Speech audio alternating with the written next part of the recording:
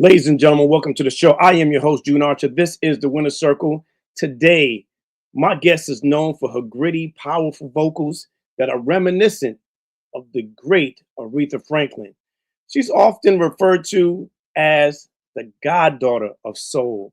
You know her, you love her, and I know when we used to press play on that CD, I'm certain one of her records were on that mixtape or that some will call it a booty tape. I call it a love tape. Ladies and gentlemen, please welcome to the show, Miss Leela James. Thank you. Thank you. Hello. Listen, it is a pleasure to have you here. How are you doing? How has life been treating you? How was 2026 so far? I'm good. I'm good. I'm blessed. We're still here and I don't take it for granted and I'm not gonna complain. Nah, we're not going to do that. Listen, you have a new project that has been burning it up and a new tour coming out. To Be Honest is the album. To Be Honest is the tour. To be honest, I want to know why it's taking so long for you to give us some more good music. To be honest, it hasn't taken so long for me to give y'all good music. I don't know where you been.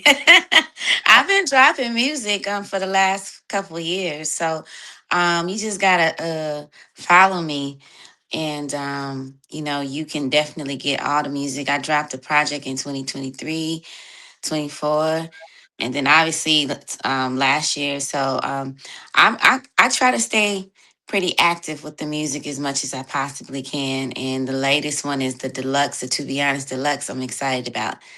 So yeah. Well, I'm super excited. I know just recently there's been some stirring of the waters. My boy Raphael Sadiq addressed this. The topic was neo soul. What does it mean? Mhm. Who is considered neo soul? So for you, I want to ask you, what is neo soul to you, and do you consider yourself a neo soul artist? Well, I think Raphael Sadiq, he said it best. And I mean, I've never considered myself a neo soul artist. I think as he described it, it was something the industry came up with to kind of put certain artists in a certain category. That at that time, I always felt like they didn't really know what to do or how to define, artists of that such. And it for me, I never felt like I fit in it at all because soul is just something that you either have or you don't. It's just in you, and so and there's nothing new about it. So that whole neo soul thing, it's like either you're a soul singer with soul or you're not.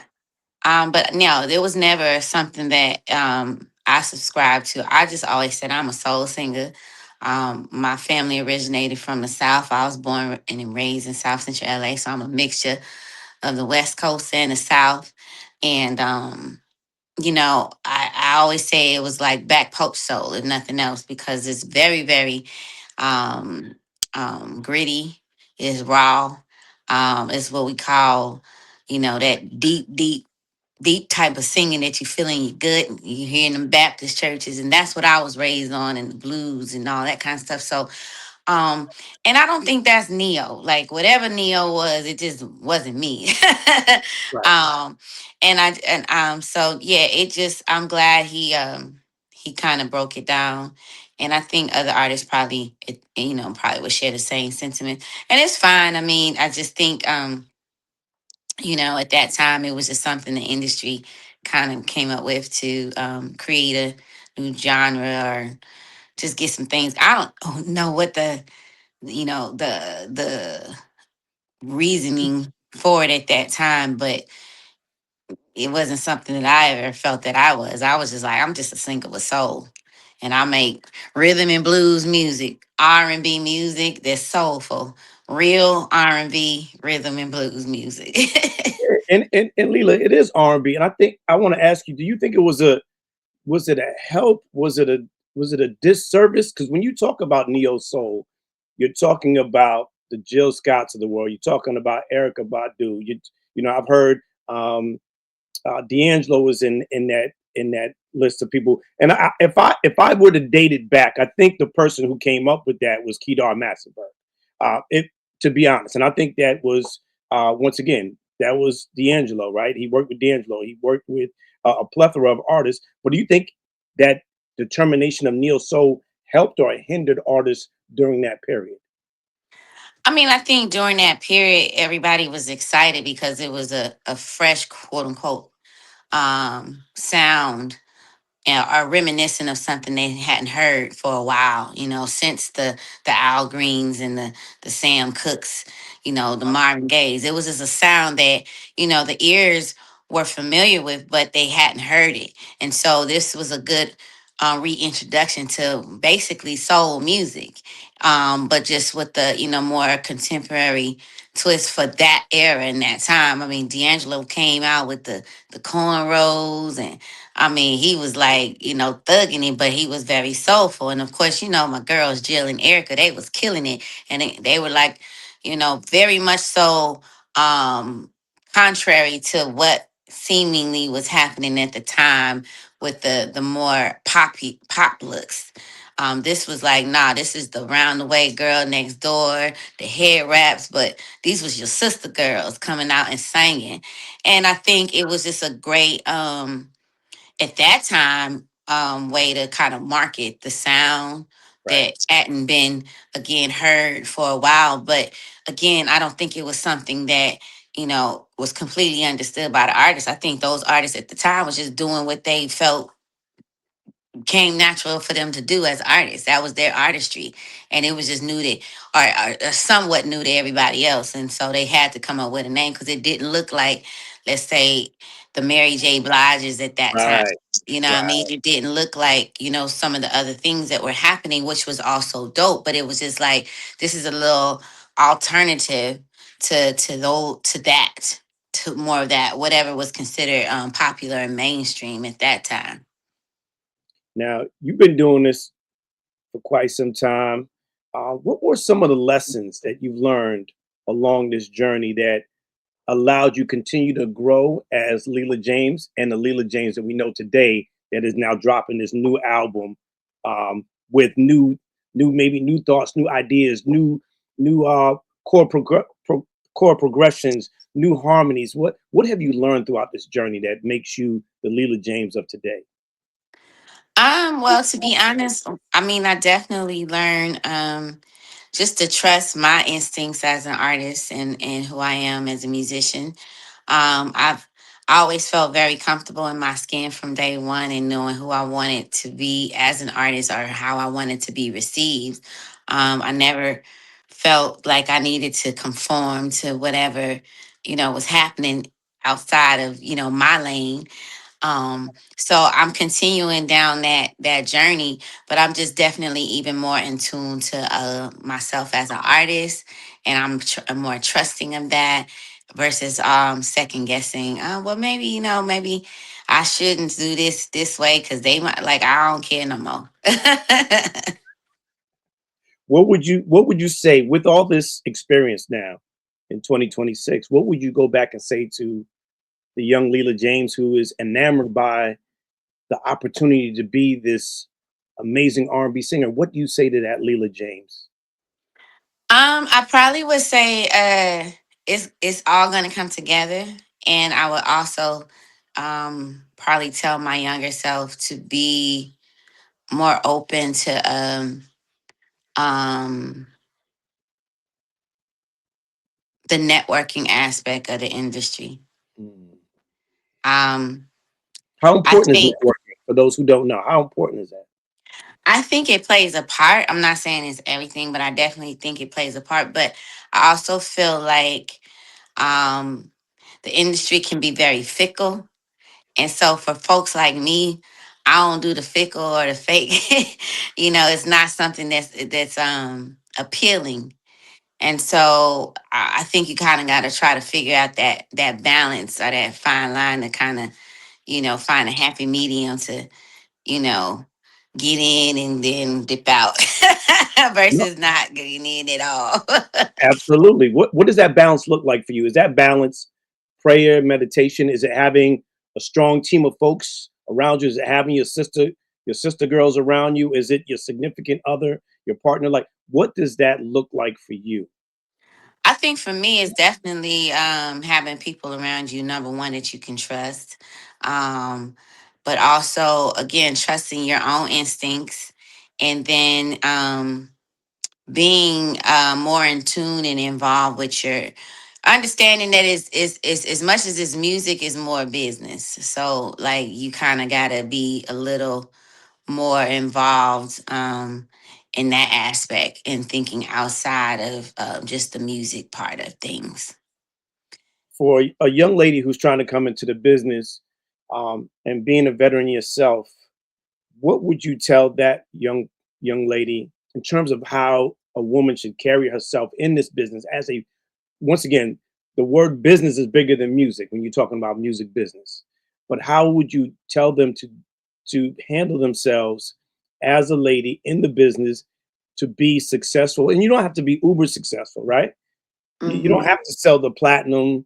Like, you can have a career where you listen, I'm a working artist. This is what I do. I get busy. I don't stop working and I don't Right, stop making money. But right. what do you tell that young lady in terms of, hey, this is how you should handle your business, or this is how you should carry yourself in a business that is dominated by men that don't always look out for women, especially women of color?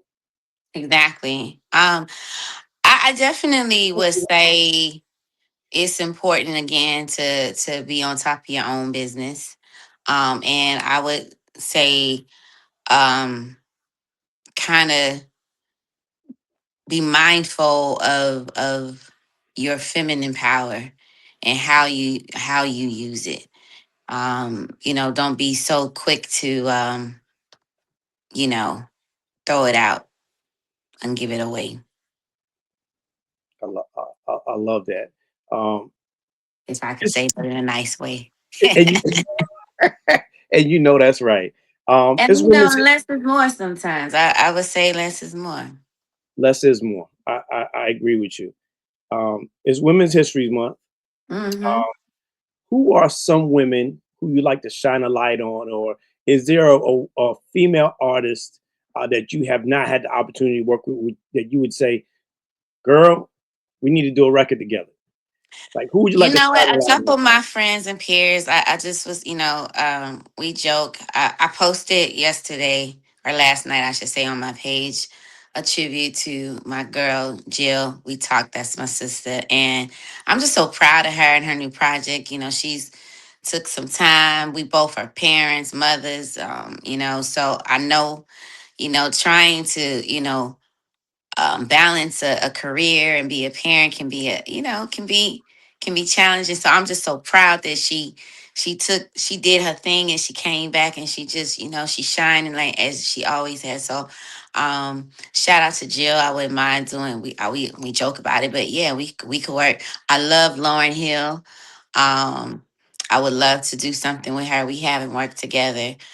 There's so many sisters right now that's out there. Erica, still after all these years, doing it and still looking good. Like I just feel like it would be dope to be able to work with one of those ladies. Have you ever performed with a symphony orchestra? I feel like I haven't had I the. have, I have, I did, I have. I don't do it often, but I have. I did about a year ago. Okay, Hmm. yeah, I may have, we're gonna have to talk because I may have to. I'm on the board of directors for the Hartford Symphony Orchestra. We may have to do something with you and Jill Scott and get y'all to the city of Hartford and do something really dope. I would love to. That, Yeah, I've done a few of those, and it's interesting because I was saying it's a great um refreshing of hearing my music and doing the music because it's a different sound. And it's nothing like when you hear orchestra playing and your songs, you're like, whoa, you know what I'm saying? So it just puts a whole new twist and it just refreshes everything. And I've enjoyed when I've done those type of shows. I don't do a lot, but I have done a few and I've always had a good time. well, I'm gonna put that out into the universe. We gonna, if you available and we could get Jill available, we can make it happen. So There we we're gonna put go. that out to the universe.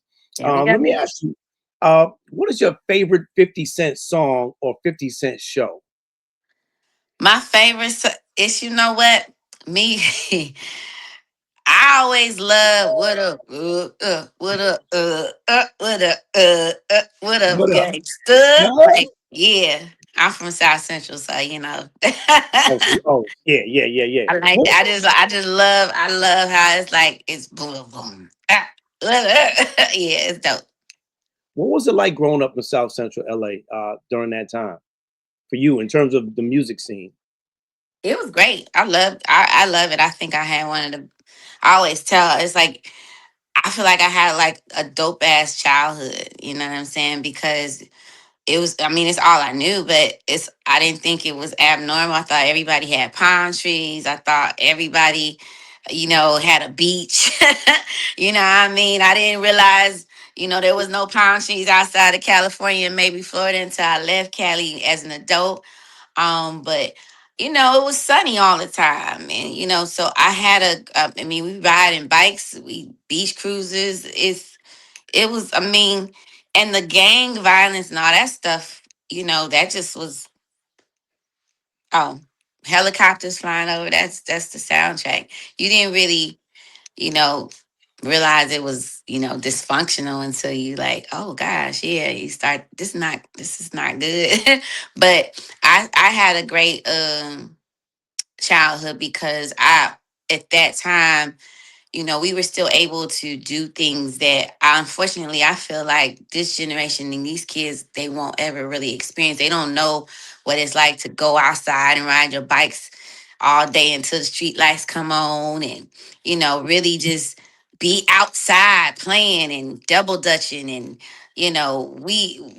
we had lit on the street that I grew up on. It was like everybody knew everybody. So, Mr. So and so was also your uncle and your aunts. Everybody looked out for everybody, and so it was just a great time. And I hate like my kids. They don't know what it's like just to play outside, just freely play outside. Oh, get the water hose, hold the water hose on, and everybody. It's hot. We wetting up everything. You know what I Right. mean? Because ain't nobody got no swimming pool. We wasn't like, you know what I mean. But that we got the water hose, so just little things that I just feel like made for a really a good childhood, and you don't realize and appreciate it until like you look at the world now and think back like, dang, we were so innocent and just Yeah. free, you know and even with whatever bad stuff, it's like we would fight and then it was done. You know what I mean? Like you And got a you kept problem